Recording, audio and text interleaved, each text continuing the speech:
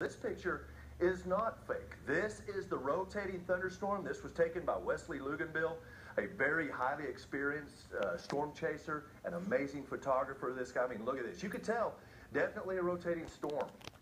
Got that mothership look to it. This was taken looking south from so right around the Walmart area out at 45th and Coulter, and you could tell that's a nasty looking storm. You can see the glow of it in the lights, and the storm was rotating. Now this is an image of the actual velocities where they look at the wind field inside the tornado or inside the thunderstorm, and for about 2 volume scans via the National Weather Service, it held this rotation, and then it was gone. So the DPS helicopter's been flying around.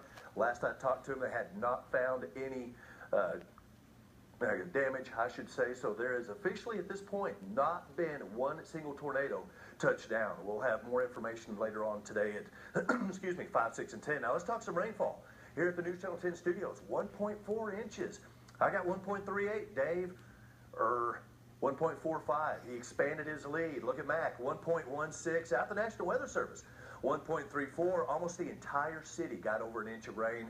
A little bit less when you get down here by the loop, more like about a half to 3/4 of an inch. Other areas you can see about 1/4 of an inch around Pampa. 0.32 in Dumas, and it gets a little bit lighter till you get up around Guyman, 0.32. But you know, this was kind of a narrow area of rain, so let's look at a few other honorable mentions. How about Bushland, 2.62 inches of rain, 1.65 in Vega, Claude, a little over an inch and a quarter, Panhandle, 0.8 of an inch, Adrian, a little over 1/2 of an inch. So there was some good rain, some very flooding rains. That's why we had that flash flood warning that was in effect for a while this morning. Right now, just a few sprinkles in the East Panhandle.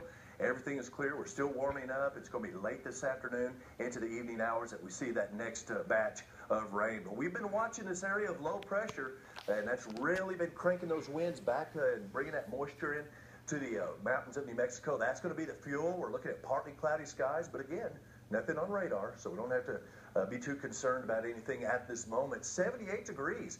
Look at that dew point. 59 could very easily move up into the low to mid 60s.